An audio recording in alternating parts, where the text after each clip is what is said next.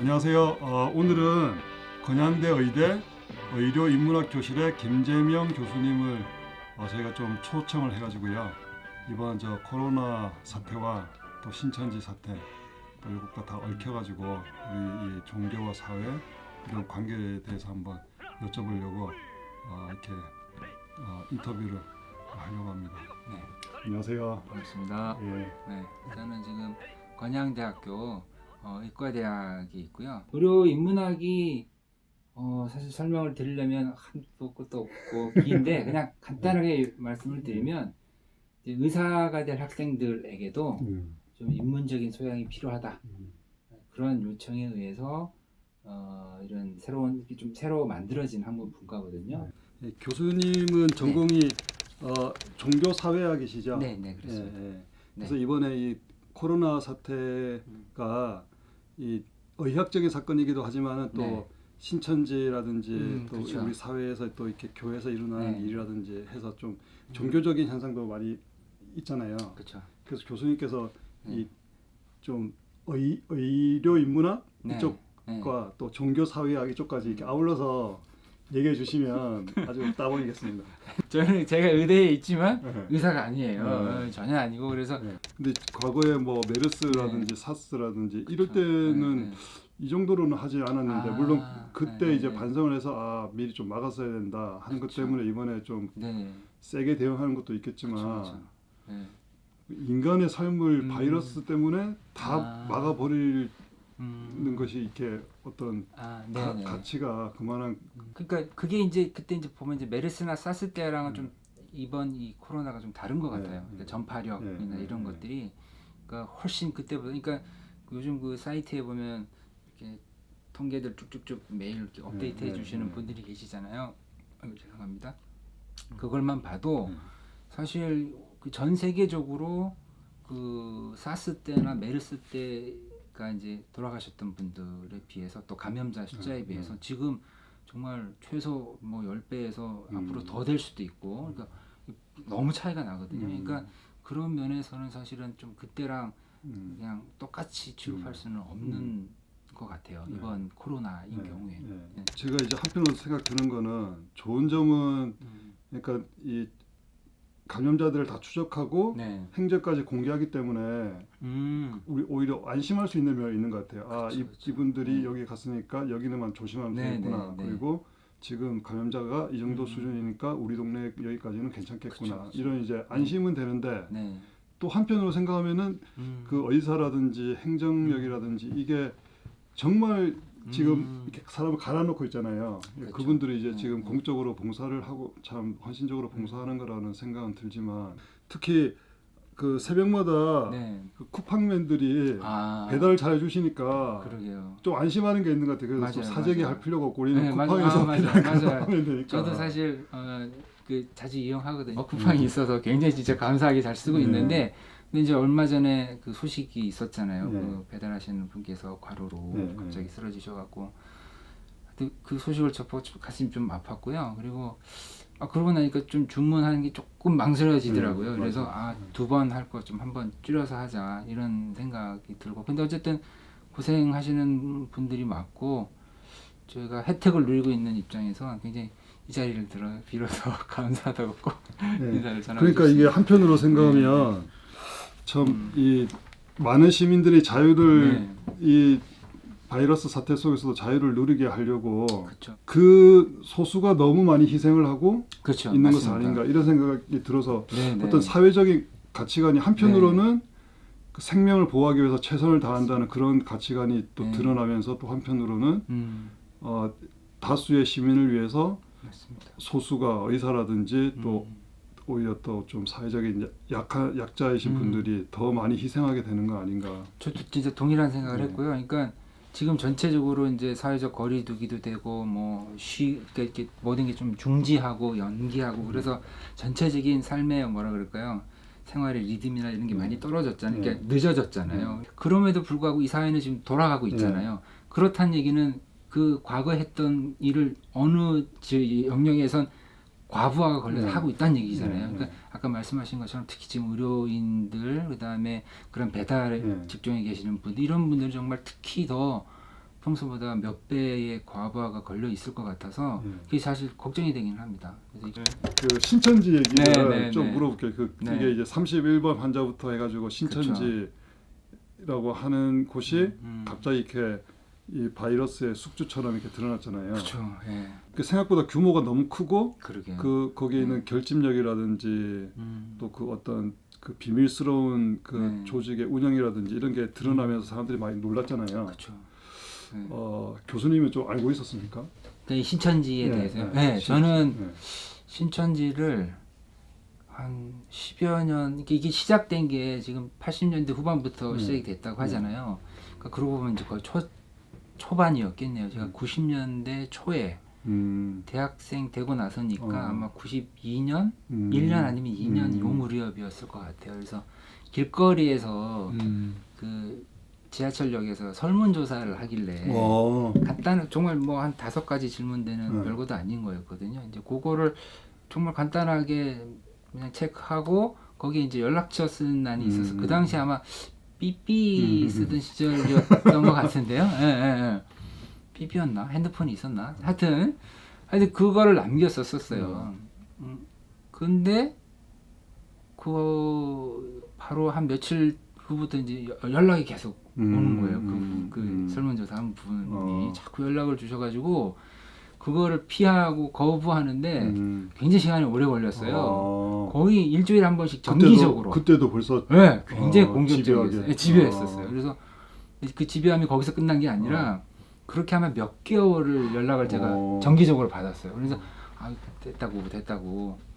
그러다가 너무 그러니까 이제 몇 개월 그렇게 하니까 지치잖아요. 저도 그래서 핑계를 이제 유학 간다.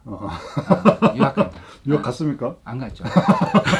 신천지가 거짓말하기 전에 교수님이 먼저 거짓말을 하셨네요. 그러네요. 저도 모래하게 방법을. 그랬는데 몇 년이 지났는지 모르겠어요. 한 몇 년이 지난 후에요. 2004년, 4년인가 5년. 네. 그때 연락을 느닷없이 받았어요. 와. 다시 그때 그분한테서 동일한. 이야, 대단하죠. 거의 10 몇 년 후에. 네, 대단하죠. 와. 저 당황스러웠어요. 네, 당황스러웠는데 그래도 뭐 그냥 막 내칠 수는 없어서. 근데 이제 그때는 제가 처음 90년대 초에 할 때는 종교학이라는 걸 하지 않을 때였습니다. 근데 이미 이제 2004년에는 제가 이제 박사과정을 받고 있을 때였거든요. 종교학으로. 이제는 약간 다른 관점에서 내가 이분을 만나보고 싶은 거예요. 그때 당시는 신천지가 막 그렇게 대중적으로 많이 알려지진 않았을 때임에도 불구하고 뭐 아는 사람들은 많이 알았지만 근데 이게 좀 호기심이 좀 생겼어요, 사실은. 그래서 만나보고 싶다는 생각이 들어서 전화를 거부하지 않았습니다. 그래서 전화 통화 몇 번 하고 마침 또 서울에 계시고 제가 그때 서울에 있는 학교에 있었기 때문에 만났어요. 그래서 한 2번인가 만나서 이렇게 대화를 했습니다. 그러고 나서 제가 제 식대로 상담도 좀 하고 이렇게 그분은 그때까지 신천지에 그대로 계셨던 분. 그럼 10년 이상을 거기에 이제 그쵸. 하신 분이네. 그렇죠. 베테랑이었겠네요. 네. 그분하고 무슨 얘기했어요? 주로 그 교리에 대한 얘기를 했죠. 신천지에서 말하는 주로 이제 요한계시록 얘기죠. 그런 것과 이제 그런 얘기들을 나누는 과정에 이분이 이제 여자분이셨는데 그런 느낌을 받으셨던 것 같아요. 그러니까 제가 말로는 설득이 잘 안 된다고 판단을 하셨던 것 같아요. 그래서 제안을 하시기를 제가 저희 거기 강사 선생님을 한번 모시고 오고 싶다. 그분하고 한번 얘기를 해볼 수 없겠냐. 더 이제 더 그렇죠. 한 단계 깨고 그다음 이제 그렇게 해서 이제 그분도 따로 만나서 한 2시간 커피숍에서 얘기를 했던 경험이 있습니다. 얘기해 보니까 어떻던가요? 계속 이제 요한계시록 얘기인데요. 무슨 생각이 들었냐면, 복잡한 생각이 많이 들었어요. 많이 들었는데, 첫째는 생각보다 열려 있다라는 느낌을 받았어요. 그러니까 그 열려 있다라는 건 어떤 측면에서 열림이냐면 기독교에 대해서 열려 있는 거예요. 그러니까 우리가 흔히 얘기하는 이제 한국 주주개신교의 입장에서부터 나름 자유로워요. 그럴 수밖에 없는 거죠. 나중에 보니까 주로 타켓이 한국 개신교를 비판하면서 자기들의 입장을 채우니까. 근데 그런 것 속에서 보면 제가 이제 종교학을 했잖아요. 이렇게 제가 오랜 세월 교인으로 있다가 신학이 아닌 종교학을 하면서 그 종교학에 느꼈던 매력이 뭐냐면 옛날엔 말이 좀 새는데 그래도 어쨌든 연결이 좀 되니까요. 그러니까 평생을 기독교, 개신교에 있을 때는 뭐라 그럴까요? 세상의 종교는 그것만 있는 거죠. 기독교만 있는 거죠. 다른 종교는 다 가짜인 거죠. 그런 좀 단순화시키면 그런 생각으로 살아왔었는데 종교학이라는 것을 하게 되면 기본적으로 세계 종교를 좀 좋든 싫든 다 두루두루 보고 공부를 한단 말이에요. 그러면 굉장히 재밌었어요. 사실은 그런 경험을 처음 했기 때문에. 그래서 이제 제가 원래 전공이 종교학이 아님에도 불구하고 나중에 종교학으로 바꿔서 다시 한 건데, 하여간 그때 그 느꼈던 그런 어떤 약간의 해방감 이런 게 있거든요. 근데 이 신천지 그 강사가 그런 뉘앙스로 얘기를 하는 거예요. 그러니까 기독교가 다가 아니다 하는 식으로. 그러니까 굉장히 처음에 대화를 할 때 종교학 개론을 같이 얘기하는 느낌이었어요. 그래서 생각보다 말이 통하겠다라고 싶었어요. 그러니까 그런 면에서 굉장히 신선했고 열렸다 그런 생각이 들었고, 아 이게 어쩌면 내가 기독교에만 있다가 종교학을 느꼈을 때 해방감을 맛봤던 것처럼 교회에만 있던 사람들이 이분의 이런 식의 신천지에서 얘기한 얘기를 들으면 해방감을 맛볼 수도 있겠구나. 아 뭔가 매력을 느낄 수도 있겠구나. 왜냐면 교회에서는 안 해주던 얘기니까. 그게 기존 이 교회에서 얘기하는 교리라든지 성경 해석이 이렇게 딱 정해져 있다면 뭔가 그거를 약간 상대화하면서 그쵸. 이렇게 볼 수도 있고 저렇게 볼 수 있는 건데 맞아요. 이게 다가 아니다 이런 식으로 얘기하는 맞습니다. 거라서 그런 거예요. 그러니까 그러다 보니까 교회에서 쭉 지내다 보면 사실은 그 안에 이제 그 흐름 속에 쭉 그 안에 있으면 사실 그 바깥의 걸 생각하기가 쉽지가 않잖아요. 그리고 만약에 조금 그런 바깥의 생각을 하게 되거나 그런 호기심이 생기면 왠지 좀 죄를 짓는 것 같고 스스로 좀 닫아버리는 그런 게 있잖아요. 근데 그렇지만 답답함과 호기심과 뭐 이런 건 인간이니까 또 가지고 있단 말이에요. 근데 이제 그거를 그냥 이건 이렇게 볼 수도 있고 저렇게 볼 수 있는 겁니다. 이렇게 얘기를 하면 순간 패러다임이 확 바뀌면서 늘 안에만 있을 필요가 없구나. 그 바깥에서 이렇게 나를 대상화해서 객관화해서 상대화해서 볼 수도 있겠구나. 이렇게 생각이 들면 해방감을 느끼는 거죠. 그러니까 신천지도 그런 식으로 접근을 하는 것 같아요. 그러다 보니까 기존 교인들 중에 그런 답답한 것들을 느꼈던 사람들은 쏙 가게 되는 거죠. 그걸 느꼈어요. 그 강사라는 분하고 얘기를 했을 때. 그래서 처음에는 좀 대화가 잘 되는 것 같았습니다. 근데 계속 할수록 이제 깊게 들어갈수록 이제 요한계시록 얘기도 하고 교리 얘기도 하고 뭐 이렇게 하다 보니까 우리가 이제 어떤 얘기를 할 때 빠지지 말아야 될 게 항상 보면 맥락이라는 게 사실 중요하잖아요. 요한계시록도 그걸 문자 그대로 보는 것보다는 그것이 갖고 있는 맥락을 봐야 되잖아요. 상식적으로 봐도 이제 그런 건데 그분이 얘기하시는 거는 굉장히 그 문자적으로 근데 그 안에서는 굉장히 설깃할 정도로 논리를 가지고 설명을 해요. 그 문자적인 걸로는. 근데 그것을 품는 전체 맥락 이거에 대해서는 별로 고려를 안 한다라는 걸 생각을 했어요. 그런 느낌이 받았어요. 근데 그런 식으로 저는 이제 문제 제기를 하고 또 논점을 좀 다른 데로 돌려서 좀 얘기를 하려고 하다 보면 이분은 계속 다시 원점으로 돌아가서 당신이 하고 싶은 말만 계속 하셔요. 계속. 그러니까 어느새 한 시간 좀 지나고 나서부터는 이렇게 벽처럼 느껴지는 거예요. 그다음부터는 저도 이제 짜증이 나더라고요. 화가 나더라고요.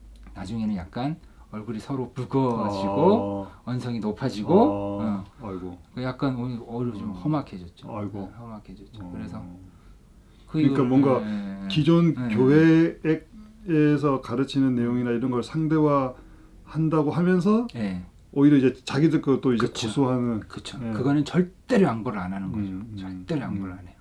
그러니까 그런 부분에선 벽처럼 느껴졌고 그래서 더 만나면 안 되겠구나 그런 생각이 들어서 이 정도 만나고 얘기해 봤으면 됐다 싶어서 이제 관심은 그때부터 이제 사실은 끊었죠.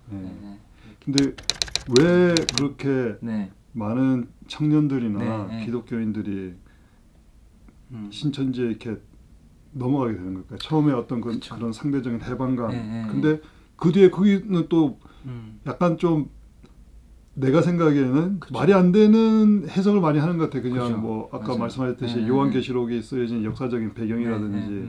그 당시에 어떤 상징적인 뭐 숫자라든지 이런 거는 무시하고 그냥 그 문자 그대로. 그것도 개역 개정 성경에 그쵸. 딱 그걸로. 한글 개역 네, 개정에 맞습니다. 그 문자만 맞춰가지고 하잖아요. 맞아요. 그 어떻게 보면은 네. 굉장히 진짜 그거는 더 음. 어떤 말이 안 되는 건데 왜? 저는 그게 지금 최근에 이제 신천지가 하도 이제 네. 많이 알려져서 네. 여기저기서 뭐 기사도 많이 나오고 네, 다큐멘터리 같은 것도 많이 네, 나오고 네. 하여튼 뭐 보도가 많이 되잖아요. 네. 그래서 정보들이 이미 많은데 네. 그 많은 정보들 중에서 보면 이렇게 질문해 주신 것처럼 왜 넘어갈까? 왜 이 이단적인 네, 보면 말이 안 되는 것 같은데 왜 넘어갈까? 이런 의문을 던지시잖아요. 사실 저는 그런 질문들을 들을 때마다 네.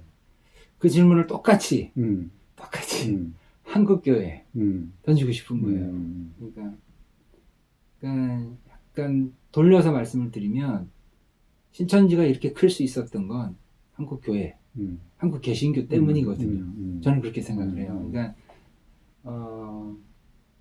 예, 신천지가 기생충이라면 비유를 들어서 숙주는 한국교회인 거죠. 왜냐하면 제가 뭐 신천지 교리를 뭐 공부를 해본 적도 없고 내용을 다 아는 건 아니지만 그냥 그동안 그렇게 경험을 하고 또 최근 언론을 통해서 접하는 정보들을 취합해 볼 때 신천지에서 가르치는 것에서 이만희가 메시아다라는 것만 빼면 나머지 하는 내용들은 과연 한국교회에서 하는 얘기랑 얼마나 차이가 날까? 예, 저는 거의 같을 거라는 생각이 들거든요. 그리고 모르긴 몰라도 신천지에 지금 열심인 사람들, 열성 신자들은 아마 과거에도 기존 교회에서 열심인 사람들이 많지 않았을까? 저는 그렇게 생각이 돼요. 그러니까 이미 지금 신천지에서 보여지는 그 열정들, 막 도저히 이해가 안 되는 이 열정들은 저는 이미 기본적으로 한국교회에서 배워왔고 거기에서 이미 내면화한 사람들일 거라는 생각이 듭니다. 뭐 조사를 해보진 않았지만 그냥 짐작컨대 그래요. 거기에 이제 코드만 살짝 바꾼 거죠. 그게 이만희 중심으로 살짝 바뀐 거죠.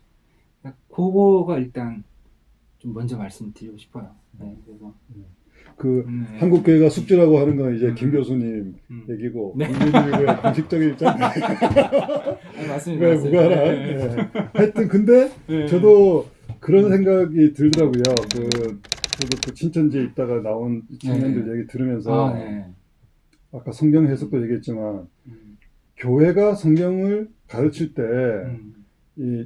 사실은 뭐 요한계시록이든지 마태복음이든지 쓰여진 그런 역사적인 맥락이라든지 이런 거는 사실은 교회도 잘 안 가르쳐 주잖아요. 그리고 성경 마태복음 몇 장 몇 절 찾아보고 또 요한복음 몇 장 몇 절 찾아보고 이렇게 사실은 거기서도 우리 교회도 구절 구절 이렇게 맞추는 걸 많이 하잖아요. 맞아요.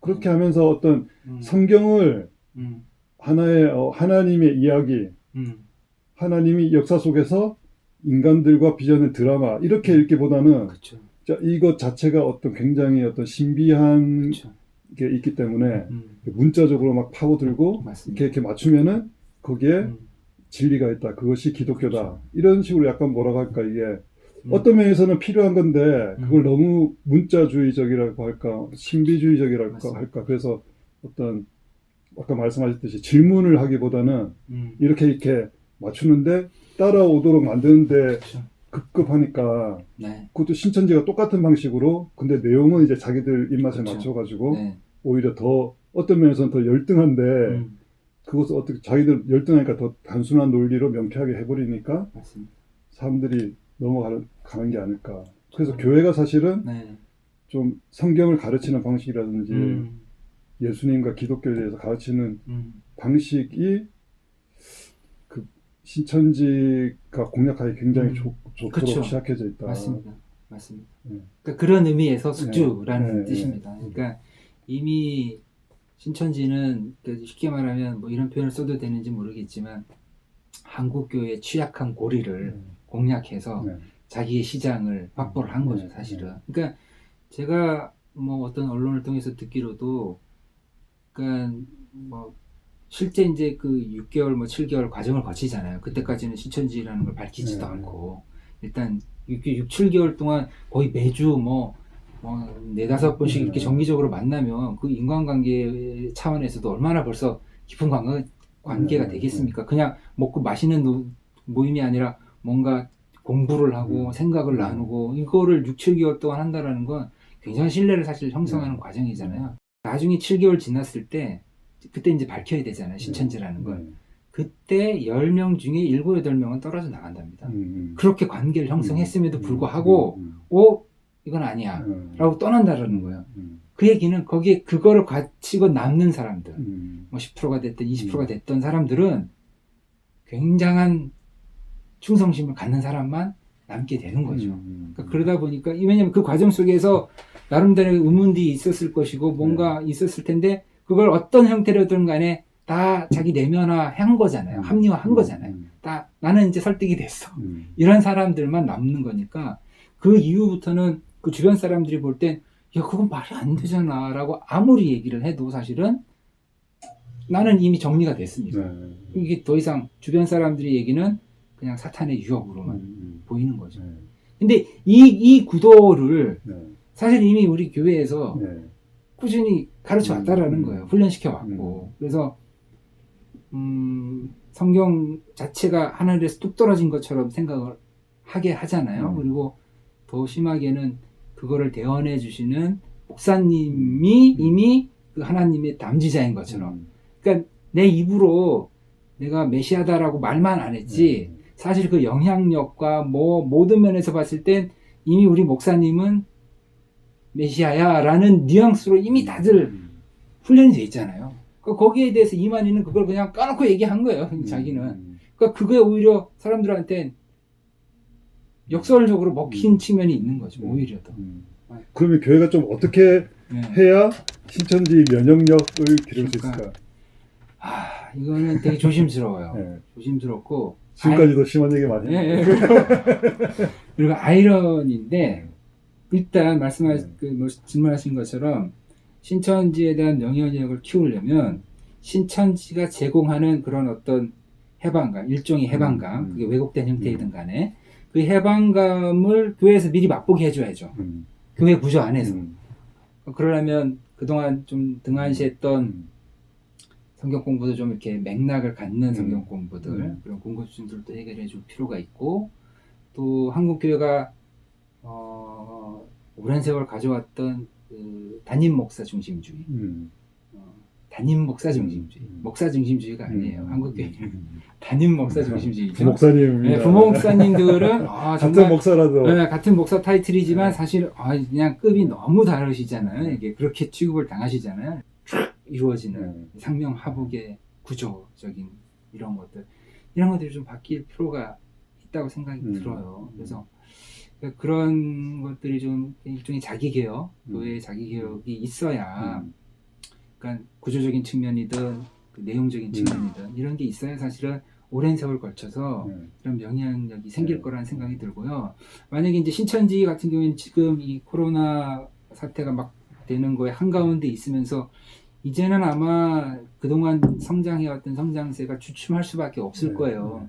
그 이전 지금까지는 그 신천지에 대해서 경계심을 보인 사람들은 주로 이제 개신교인들밖에 없었는데 지금 전 국민이 다 알게 됐잖아요. 그리고 거기에 언론에서 계속 사이비 이단이라는 수식어를 계속 붙이고 코로나 확산자 막 이런 담론을 계속 붙이기 때문에 이제는 과거처럼 확 이렇게 성장하기는 어려울 것 같아요. 그렇다고 해서 한국교회가 이제는 없어졌으니까 괜찮겠지 하고 안심하면 안 되는 게 그 숙주의 역할은 여전히 그대로거든요. 그러니까 신천지가 아니어도 다른 형태로 다른 것들이 언제든지 나타날 수 있는 그런 토양이거든요. 지금. 그러니까 좀 장기적인 안목을 갖고 한국개신교가 그런 자기 개혁의 노력을 꾸준히 해야 되겠다라는 생각이 들어요.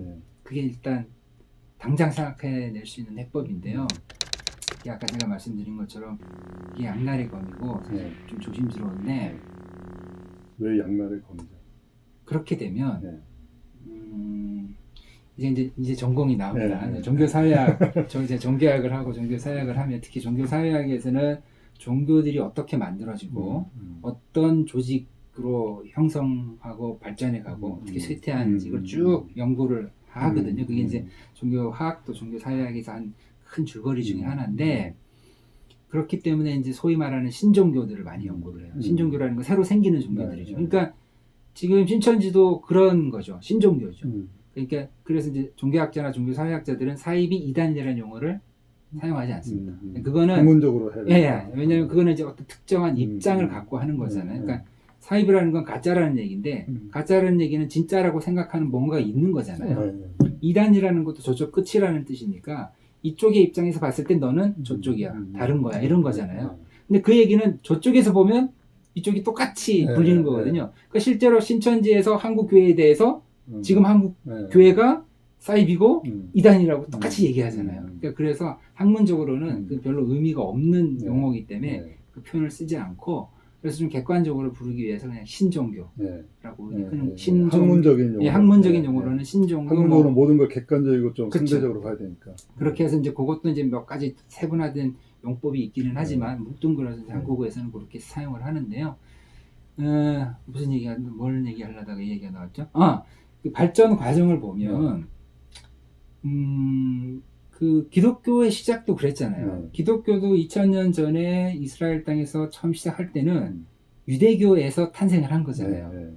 그러니까 그 당시의 관점에서 보면 유대교가 정통이고 그때 소종교로 시작됐던 이 소종파로 시작됐던 예수의 무리들, 예수교는 이단이었던 거죠. 그때 당시에는. 근데 그 당시에 이단으로 치부됐던 이 기독교가 이제 로마에 의해서 국교가 되고 점점 확산이 되면서 이제는 주류가 되고 정통이 된 거잖아요.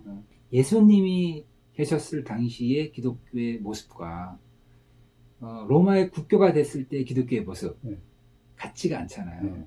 성격이나 모든 게 굉장히 차이가 나잖아요. 그래서 심하게는 그 크로산인가 이런 신학자 같은 경우, 역사 신학자 같은 경우에는 제가 오늘 다큐에서 그분이 하시는 얘기를 들었는데 2000년 동안의 그 로마 국교 이후 2000년 동안의 기독교의 역사는 끊임없이 예수의 가르침을 부정해온 역사다라고 좀 심하게 말씀을 하셔요. 근데 저는 그 말이 어느 정도 일리가 있다고 생각을 하는데 그 얘기를 지금 어떤 맥락에서 드리려고 하는 거냐면 어떤 종교가 처음에 그 이단의 어떤 사이비의 어떤 그런 허물을 벗고 규모 있고 좀 크고 영향력 있는 종교가 되는 과정에선 필연적으로 세상과 타협을 할 수밖에 없습니다. 타협점이 생겨요. 교리적으로도 그렇고 신앙적으로도 그렇고 조직적으로도 그렇고 이게 타협을 할 수밖에 없거든요. 그래야 세상과 같이 공존하면서 그 안에서 살아갈 수 있으니까. 그러면 그게 맞으면 많은 사람들이 그 교회에 들어오게 되죠. 그 종교에 커지게 되죠. 신천지가 그 과정을 밟고 있는 단계였거든요. 그러니까 어느 정도 중형급으로 이미 이제 성장을 했던 거죠. 그러면 아마 이 사태가 터지지 않았으면 짐작컨대 점차 신종교였던 이 신천지는 자기들의 이 규모를 확장하는 것을 유지하거나 더 늘리기 위해서 세상과 계속 타협하려고 했을 거예요. 그 얘기는 교리가 처음에 그 아주 극단적인 거에서 누그러지는 과정이 반드시 발생할 수밖에 없어요. 조직적으로도 그렇고.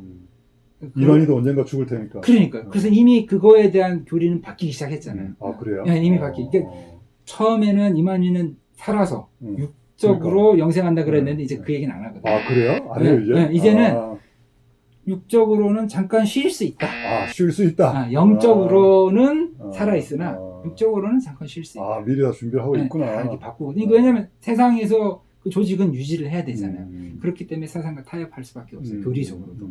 그 과정이 있었는데 이 사건이 터지면서 이제 더 이상 확장은 어렵게 된 상황이기 때문에 좀 우려되는 건 더 이제 극단화될까 봐. 그게 사실은 남아있는 사람들. 더 극단화될까 봐. 더 음지로 들어가고 교리도 더 극단적으로 갈까 봐. 그게 사실 좀 걱정이긴 한데 자, 어쩌다가 이 얘기까지 나왔냐면 신천지에 대한 대비책을 마련하기 네, 위해서 그래. 교회가 뭘 해야 네. 될까? 내부적으로 구조적으로도 좀 뭐 민주적으로 좀 네, 바꾸고 내용적으로도 내용적으로도 좀 네, 열리게 네, 좀 네. 바뀌어야 된다라고 말씀을 드렸는데 그러다 보면 이제 또 세상과 네. 타협을 하게 되잖아요. 네, 네. 신앙적인 측면에서도. 네, 그러면 그게 면역력도 키우고 또 이때까지 기독교가 성장해 왔던 모습이기는 하지만 네, 그러다 보면 그게 어느 순간에 가면 네. 그걸 이미 이제 서양 유럽에서는 우리가 목도를 하고 있잖아요. 음. 세상과의 구별점이 세상과 타협하면서 세상 속에서 음. 컸는데 그게 어느 정도 한계에 다다르면 더 이상 크지 않는다라는 거죠. 정체되고 그 다음에 사람들은 거기에서 매력을 못 느껴요. 그러면 떠나거나 다른 데를 찾아가거든요. 혹은 그 안에서 처음 신앙이라고 부를 만한 뭔가 좀 파워풀한 거 그런 걸 찾게 되는 거죠. 그런 과정에서 신천지도 사실 등장하는 거고 한국 개신교에서. 그러니까 이게 한국 교회가 신천지를 대비하기 위해서 또다시 세상과의 협력과 더 열린 시각으로 가야 대응력이 생기지만 그게 결국엔 안 그래도 한국 개신교가 이제 점점 정체 내지는 쇠퇴하고 있는 거에 더 가속화가 되어서 한국 교회는 더 규모적으로 약해지는 길이 될 수도 있다라는 거죠. 그러니까 그런 면에서 이게 사실은 양날의 검인 거죠.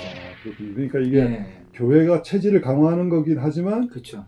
어떻게 보면은 교회에 굳이 가야 되느냐 특색을 잃어버리는 걸 수도 네, 있다. 그렇죠. 예. 근데 그걸 이제 학자들이 특히 종교사회학에서는 그 현상이 이미 유럽에서는 근대가 시작되면서 이미 시작이 됐잖아요. 정교 분리도 그때부터 이제 얘기가 나오는 거고 사실 정교 분리부터 시작을 해서 봉건제가 무너지면서부터 교황이 중심이 이제 약화되고 세속 권력으로 다 넘어갔잖아요. 이제 그러면서 이제 교회는 그야말로 개인의 선택, 그냥 자기 그냥 개인적으로 하나님과 맺는 관계, 요렇게 이제 축소되어 갔잖아요.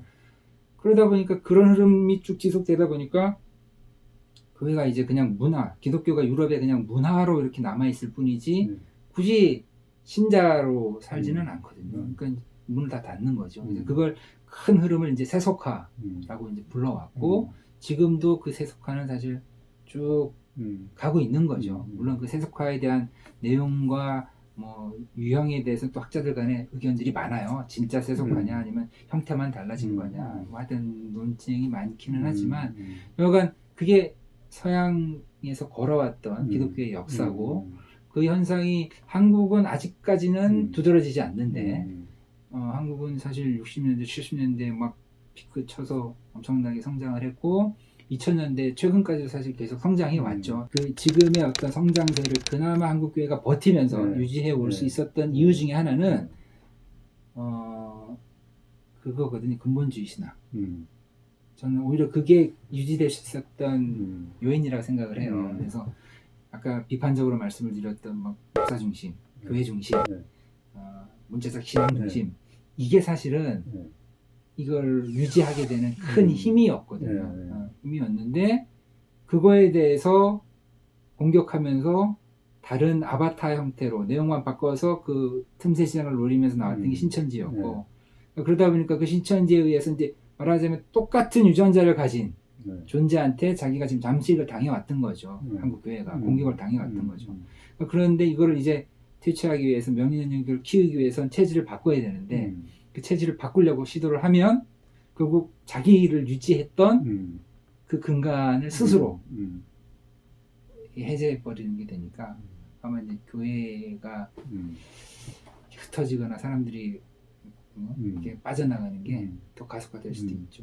그러니까 이제 유럽이나 북미 같으면은 그런 상태가 되더라도 그 문화권 자체가 기독교 그쵸. 문화권이기 때문에 그렇죠. 교회는 안 모이더라도 그렇죠. 기독교 문화는 있어가지고 그렇죠. 맞습니다. 그 사람들이 뭐 절기라든지 그죠. 아니면 어떤 뭐 대화 속에서라든지 그 맞습니다. 어떤 기독교적인 게 남아 있을 수 있는데 한국은 또 그런 사회는 아니잖아요. 그렇죠. 그러니까 한국에서는 어쩌면은 교회가 더 그런 현상이 일어나기 시작한다면 더 빨리 교회가 존재 의미가 좀 약해질 수가 있겠네요. 그럴 수도 있죠. 그리고 한국은 뭐 그렇게들 얘기하잖아요. 종교 백화점이라고. 실제로 저 종교 인구 조사를 해봐도 천주교하고 천주교, 개신교, 불교가 거의 뭐 비슷한 숫자로 3분의 1씩 네. 이렇게 나누어 먹는 형태니까요. 그러니까 선택지가 있단 말이에요. 네. 다른 선택지들이. 또 개신교 같은 경우에는 어쨌든 신천지와 같은 네. 그런 조직들이 꽤 여기저기 있단 말이에요. 그리고 계속 만들어질 거고. 주변에. 그러니까 이 한국 교회 주류에서는 사실 여러모로 상황이 좋지는 않죠, 사실. 아이러니입니다. 그러니까 생존을 위해선 체질을 바꿔야 되는데 그 바뀌어진 체질이 스스로를 또 갉아먹는 결과가 될 수도 있는. 어떤 의미에서는 그런 생각도 드는데 이렇게 사람이 성장하는 과정에서도 어릴 때는 내가 아는 게 전부라고 생각하고 그렇죠. 내 것부터 먼저 챙기잖아요. 근데 성숙할수록 나는 여러 사람 중에 한 명이구나. 그렇죠. 그리고 맞아요. 또 이 나이가 중년쯤 되면은 맞아요. 내가 뭐 별 게 없구나. 그렇죠. 들고 맞습니다. 하면서 맞아요. 그 자기 걸 좀 내려놓고 맞아요. 그러면서 이제 그 사람들과 같이 살아가는 속에서의 나를 이제 찾아가려고 하잖아요. 그쵸. 근데 교회도 그렇죠. 그렇게 가면 성숙해지는 과정이라고 생각할 수도 있겠네요. 맞습니다. 그렇죠. 근데 이제 그렇게 되면 이런 표현을 써도 되려나 모르겠으나 이미 기득권을 가지고 계신 분들의 입장에서 놓고 싶지 않겠죠. 그게 사실은 가장 큰 걸림돌이 될 수도 있죠. 조심스럽습니다. 할 말은 다 해봐야죠. 교회는 그렇고, 네. 근데 저는 이게 교회만의 문제가 아니고 한국 사회가 숙주가 아닌가. 숙주라고 하는 거는 그런 생각 드는 게 하나는 어떤 거냐면은 그 청년들이 14만 4천 명이 들려고 시험 문제 풀려고 딱 무릎 꿇고 쫙 줄 서 있었잖아요. 맞아요. 근데 그게 우리 학력고사 치는 거, 우리는 학력고사 세대지만 치는 거랑 똑같잖아요. 점수가 되면 합격하는 거고 아니면 아닌 거고. 그것도 뭐 객관식. 저기 점수는 안 가르쳐 준대요. 왜냐면 그걸 알려주면 안 되니까 14만 4천은 영원히 신기하게 뭔가 이렇게 자기들 가려져 있는 거예요. 다 갖고 있는 거지. 항상 죽을 때까지 최선을 다하게 만드는 거죠. 그러니까 뭔가 이렇게 주입식 교육을 빨리 받아들여가지고 빨리 객관식 찍기를 잘해야지 살아남는다 하는 거는 한국 사회가 그 생존 방법을 가르쳐 준 것 같고. 신천지 문제는 객관식이 아니라는데요. 아 그래요? 주관식이라는데요. 와 서술형. 야, 그 좀 본고사네 본고사. 한국 사회도 뭔가 좀 바뀌어야 된다고 하는 그런 경고음이 아닌가. 저도 진짜 그런 생각이 들었어요. 특히 이제 청년 비율이 많다는 얘기를 듣고 신천지 구성원들 중에 그러니까 결국엔 무슨 생각이 들었냐면 60년대 70년대 한국 교회가 막 성장할 때 그러니까 한국 교회가 그 뭐 일제 시대 때 그다음에 해방 직후에는 전체 인구 중에 1%도 안 됐을 걸요. 굉장히 작은 수였을 겁니다. 그리고 그 당시 오히려 큰 종교는 뭐 이렇게 대종교라던가 우리 한국에서 탄생한 민족 종교라고 부리는 이런 종교들이 막 그때 막 100만을 넘는 신도들을 하고 막 그랬거든요.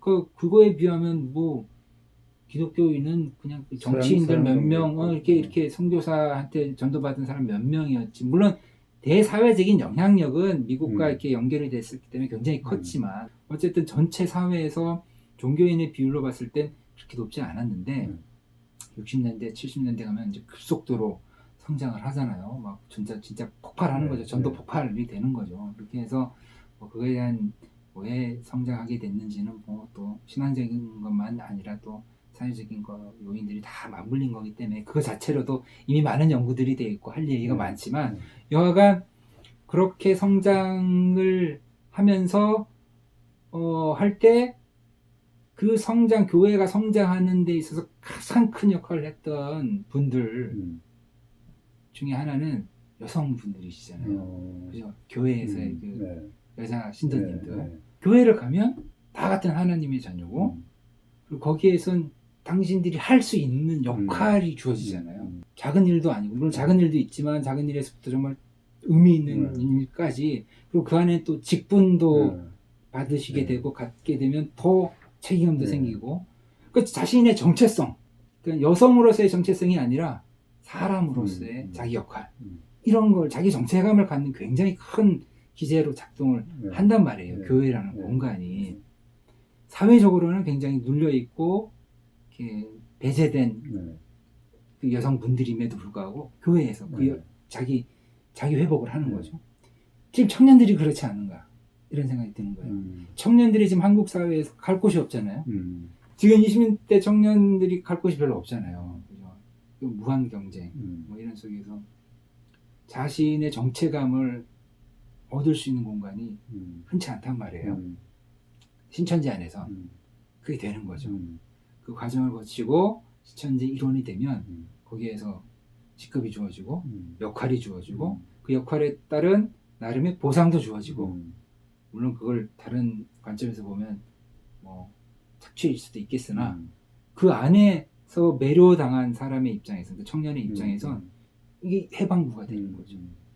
근데 결국 그 해방감은 어디서 해방감을 맛보고 자기 역할에 대한 기쁨을 맛보는 건 어딘가에서 그걸 채우지 못했기 때문이잖아요. 한국 사회에서 그걸 못 준 거죠. 채우지를 못하는 게 거기에서 좀 왜곡된 형태로 채워지는 거죠.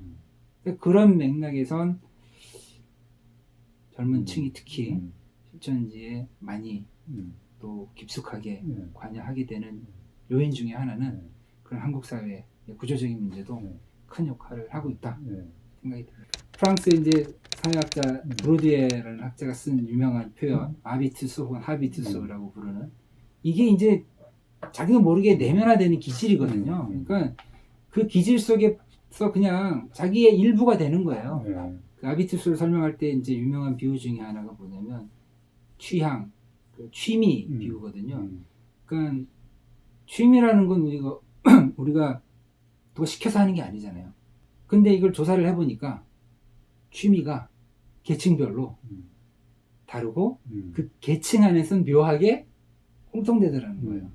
그러니까 내가 원해서 한 건데 누가 시켜서 한 게 아닌데 정말 나는 자발적인 의지로 내 의식을 갖고 했다고 생각했는데 그게 구조적으로 이렇게 만들어져 있는 거죠. 나도 모르게 이렇게 내면화되어 있는 거죠. 이제 그런 것들이 기질인 거고 그런 게 이제 아비투스거든요. 그러니까 우리가 생각하는 아까 말씀드렸던 집단주의 문화라든가 상명하복이라든가 이런 것들이 오랜 세월 한국 사회에서 쫙 전방위적으로 우리가 그렇게 훈련을 받아왔기 때문에 그 시대를 거쳤던 사람들은 다 그걸 그냥 자기도 모르게 내면화하고 있을 거라는 생각이 들어요. 근데 이제 요즘 젊은이도 그런지는 잘 모르겠어요. 그러니까. 네, 요즘 젊은이 요즘 그 신천지에서 갑자기 그런 거 딱 들으니까 그러니까요. 요즘 애들 또 네. 이런데 그거는 그 얘기는 결국 한국 사회가 여전히 그렇다라는 건지. 그러니까 네. 우리 같은 이제 기성세대가 네. 아이들을 대할 때 네. 그런 여전히. 거를 많이 네. 보여줬겠죠. 그러니까 여전히 그게 우리가 그걸 야, 그냥 못 벗었으니까. 아빠 말 들어. 그죠, 그죠. 어른 말 들어.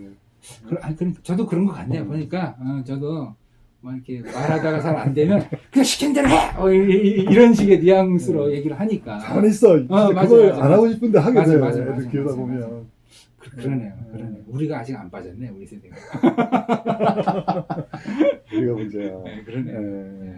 이 코로나 사태 이후에 네. 좀 교회 얘기를 조금 더 하자면은 네. 아까도 많이 얘기해 주셨지만은 네. 지금 온라인 예배 이거 드리는 것 때문에 네. 온라인 예배 드리는 것과 또 이제 교회에서 이제 소규모지만 그렇죠. 어떤 집단적인 감염이 일어나는 것 이런 것 때문에 음. 교회 바깥에서 볼 때는 이 개신교라고 하는 교회가 굉장히 미숙하다. 그렇죠. 또 하나는 사회성이 부족하다. 그렇죠. 집이 모른다. 이기적이다 이거죠. 그렇게 보이니까 이 사회와 교회 사이에 이 갭이 좀 더 커질 것 같고. 맞아요.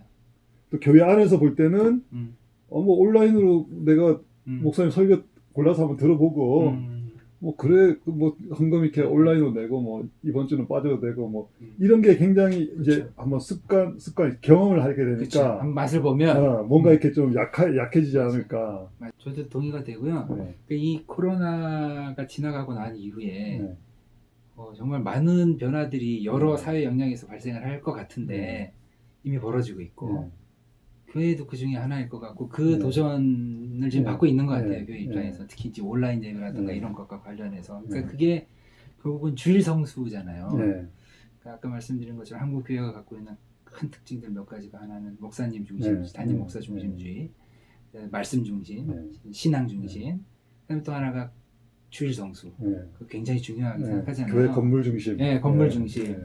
그 주일 성수는 반드시 그 교회의 건물 그치. 가능하면 네. 11시 대예배를 가야 되잖아요. 근데 이제 그거에 대한 도전이 지금 사회적으로 오고 있는 거죠. 그 안에 있었던 사람들은 주일 성수에 대한 그것들을 그게 뭐 주입식이 됐든 뭐든 간에 알고 있기 때문에 그게 온라인 예배로 싹 그냥 대처하기가 참 어렵다라는 걸 다 알잖아요. 그게 그렇게 간단한 문제가 네. 아니야라는 걸 알지만 그렇지 않은 그냥 일반적인 시각에서 봤을 때 지금 지금 졸업식도 다 안 하고 수업도 다 안 하고 있는데 니네는 뭐 용가리 똑바라고 니들끼리만 그러냐. 그러니까 자꾸 거기에 이제 붙여서 결국 헌금 때문에 그런 거 아니야라는 식으로만 자꾸 몰아서 설명을 하고 물론 헌금 때문에 그런 교회들도 어려운 교회들도 있겠죠. 하지만 그게 전부가 사실 아니잖아요. 근데 그러다 보면 이게 사실 설명하기가 참 어려운 거죠. 교인이 아닌 분들한테는 맞아요. 이걸 이게 일일이 다 설명하기가 너무 어려운 거죠. 그러니까 그러다 보면 말씀하신 것처럼 그래 그럼 니들끼리 살아 뭐 이런 식으로.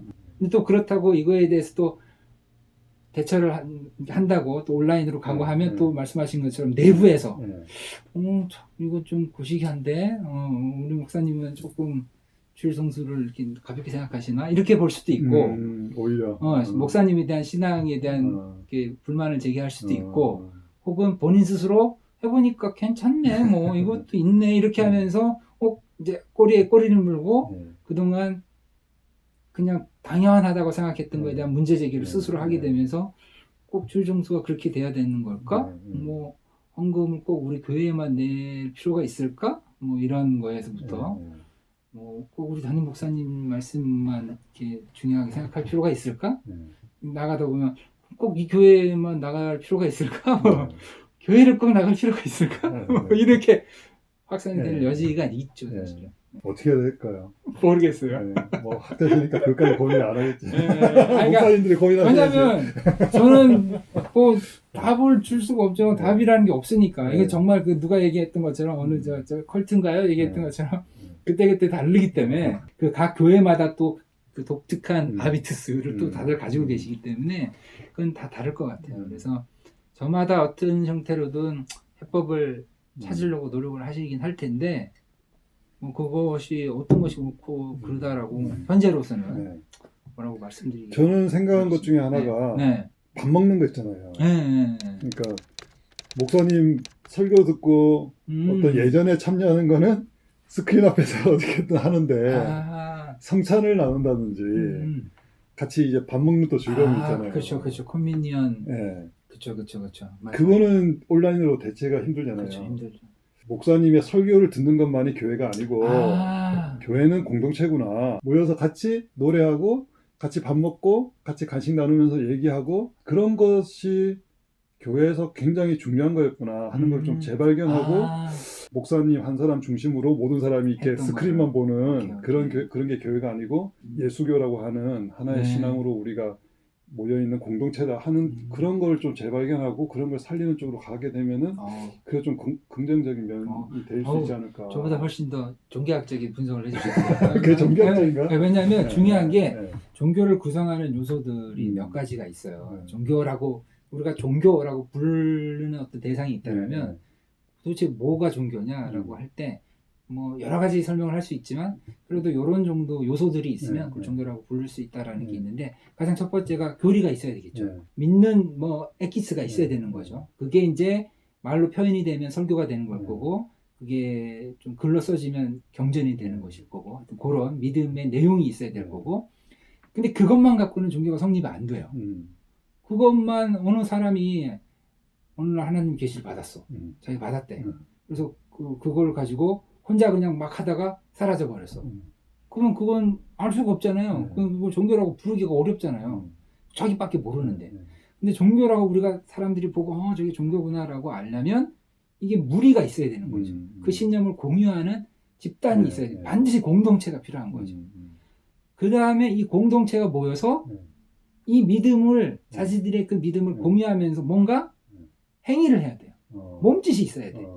그걸 우리 흔히 이제 의례라고 리추얼이라고 부르거든요. 그래서 신념적인 측면, 교리적인 측면, 공동체, 집단, 그다음에 그 집단이 행하는 어떤 의례, 이 3요소가 고루고루 잘 갖추어져 있어야 이게 일반적으로 종교를 구성하는 요소라고 학자들이 흔히 얘기를 하거든요. 그 말씀하신 것처럼 굉장히 의례가 중요한 거죠. 네. 그러니까 주일날 모여서 예배 드리는 게 단순히 그냥 말씀 드리려고 오는 게 아니라 말씀하신 것처럼 함께 한 자리에서 자신들의 신앙을 확인하고 증언하고 실천하는 거에 상징이거든요. 그러니까 그게 굉장히 중요한 예배라는 게 그런 거거든요. 리추얼 예배라는 게. 아, 그러니까 지금 제가 얘기하시는 거 들으면서 내가 깨달은 거예요. 아, 온라인 예배로 대체한다라는 것의 이면에는 한국교회가 지나치게 말씀 중심이었구나. 그것도 목사님 말씀 중심이었구나. 그러니까 우리 그렇게 생각해 오지 않았네, 한국교인들. 딴 건 다 해도 목사님 말씀을 못 들으면 예배를 빠진 듯한 느낌이 들었고, 거꾸로 다른 거 앞에 뭐 찬양이냐 준비 찬양이냐 뒤에 뭐 이런 거 빠져도 목사님 말씀만 들으면 예배를 참석한 듯한 인상을 받아봤잖아요. 그러니까 그거는 온라인 강의로 온라인 설교로 대체가 가능하잖아요. 사실은 실제로 이미 많은 교회에서 영상으로 그렇게 하고 있고요, 그죠? 이게 뭔가 좀 왜곡되어 있었구나라는 생각이 들었어요. 지금 하신 말씀 들으면서 정말 이 기회에 그런 공동체의 중요성, 의뢰의 중요성, 이런 것들이 재발견될 수 있는 그런 기회도 될 수 있겠다. 성경이라고 하는 거를 그렇죠. 대하는 태도, 공부하는 방식은 좀 어떻게 바뀌면 좋을까요?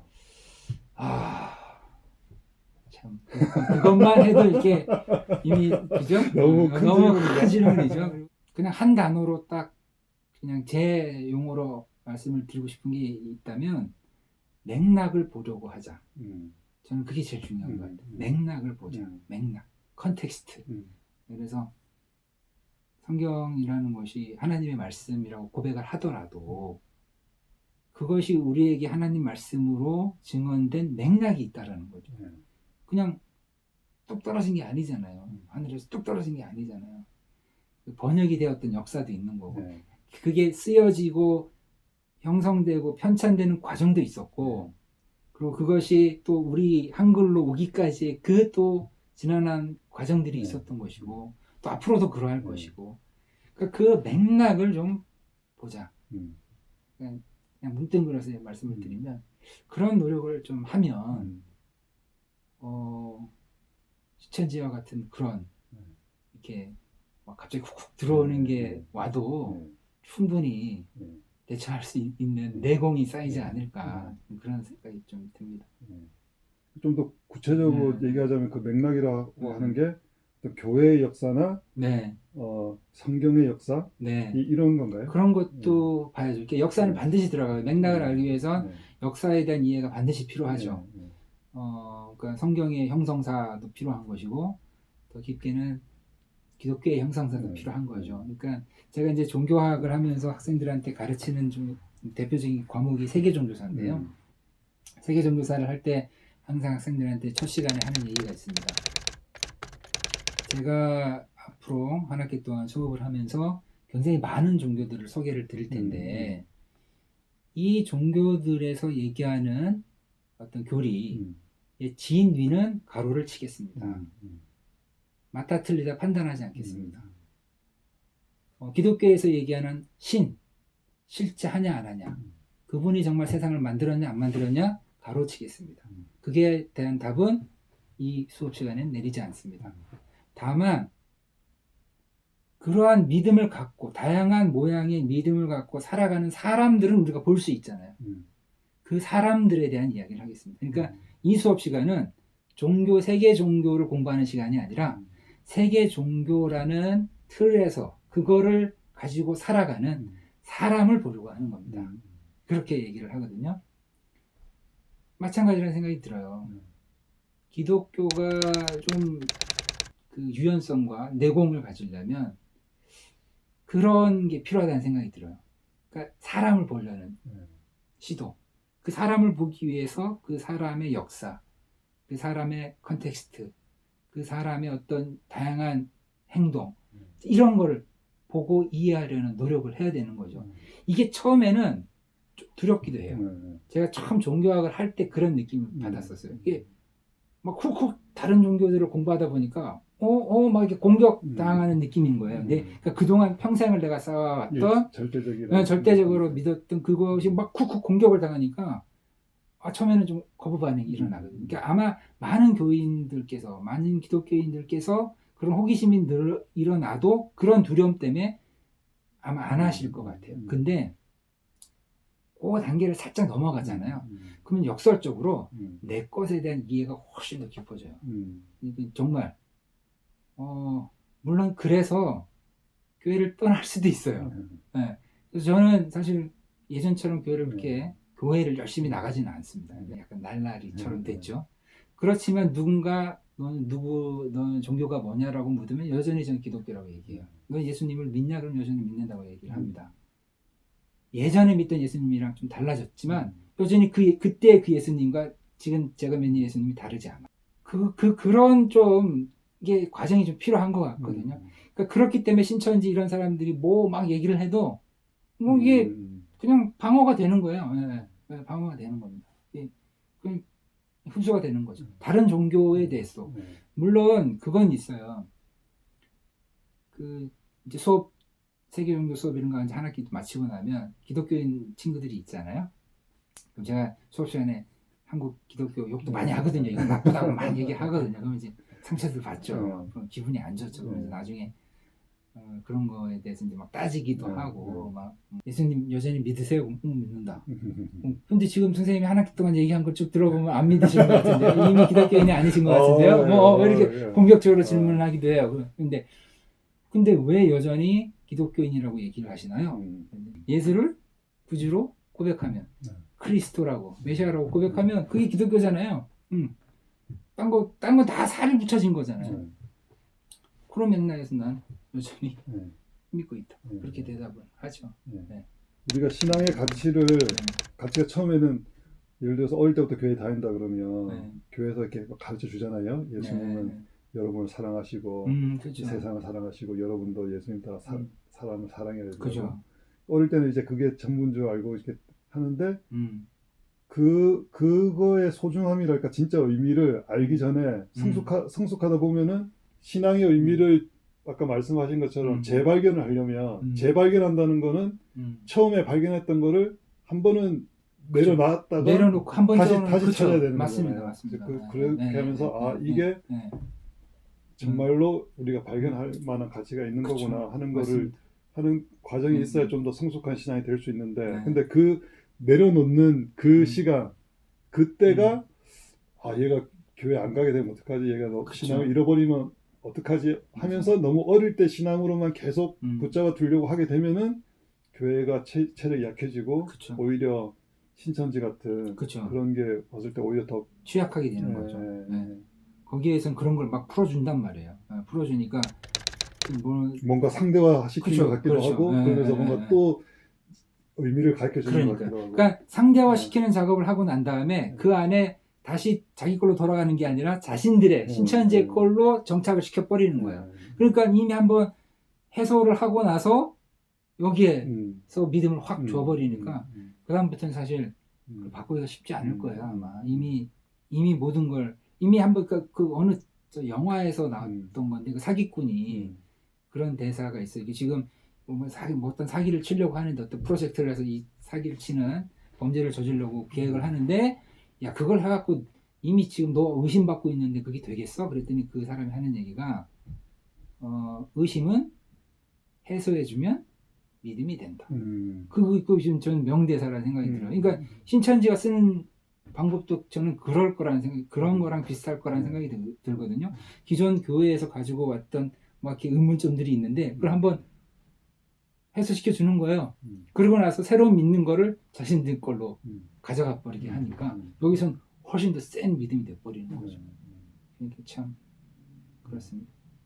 그렇죠. 이번에 이 코로나 이 사태가 한국 교회에 또 우리의 신앙에 많은 좀 도전을 주는 것 같은데 이것을 우리가 좀 그냥 허투루 넘기거나 빨리 극복하자고 해서 이렇게 기존의 것만 붙드는 것이 아니고 어떻게 하면 또 교회가 더 튼튼하게 면역력 있는 교회가 될 수 있을까 하는 걸 좀 같이 고민하는 계기가 되어야 되겠네요. 그래서 우리가 뭐 어떤 병도 한번 앓고 나면 면역이 생기고 또 살아갈 수 있는 힘이 되잖아요. 그래서 뭐 이런 뭐 위기가 온 건 아프죠. 위기는 사실 좋은 건 아니죠. 저는 할 수만 있다면 위기는 없으면 좋을 텐데 이미 이제 온 이런 상황에서 그걸 슬기롭게 지혜롭게 협력해서 잘 극복한 이후에 더 나은 건강한 몸을 위해서 한국교회도 좀 노력을 전방위적으로 해야 되지 않을까. 그래서 많은 분들이 이런 주장들을 오랜 세월 동안 해왔었죠. 근데 그때는 대부분 아픈 그 몇몇 분들만 외치다 보니까 또는 엘리트 지식인들 몇 명만 외치다 보니까 이게 사실 전체적인 확산과 체질 개선으로는 잘 안 갔던 것 같아요. 근데 이번은 어쨌든 간에 상황이 어떻게든 전체적으로 지금 쫙 한번 아픔을 겪는 거잖아요. 그래서 모든 세포 하나에 해당되는 모든 교인분들께서 좀 그런 것들을 이게 내 문제라고 좀 생각하시고 좀 관심 있는 것들 찾아보시면 뭐 이미 많은 자료들이 있기 때문에 공부하시거나 뭐 하는 데는 정말 부족함이 없는 자료들이 이미 많이 곳곳에 있다고 생각이 됩니다. 그래서 그런 것들을 내 것으로 좀 소화하는 그런 노력들을 조금 더 해주시면 한국교회가 더 건강하고 또 사회적으로도 기회가 될 수도 있지 않을까 그런 생각을 해봅니다. 어릴 때 습관처럼 우리가 어른이 돼서도 단 것만 먹고 과자만 많이 먹고 하면은 성인병에 걸릴 수밖에 없잖아요. 네. 근데 성인병이 오면은 식습관도 고쳐야 되고 생활 습관도 고쳐야 되는 게 당연한 것처럼 네. 이번 기회를 그렇게 우리가 하나님께서 우리 체질이 어른의 체질이 돼야 된다 경고를 주신 게 아닌가 그런 생각이 들기도 하고. 정말 저는 오늘 제가 감당할 수 없는 얘기를 너무 많이 했어요. 감사했습니다. 네. 네.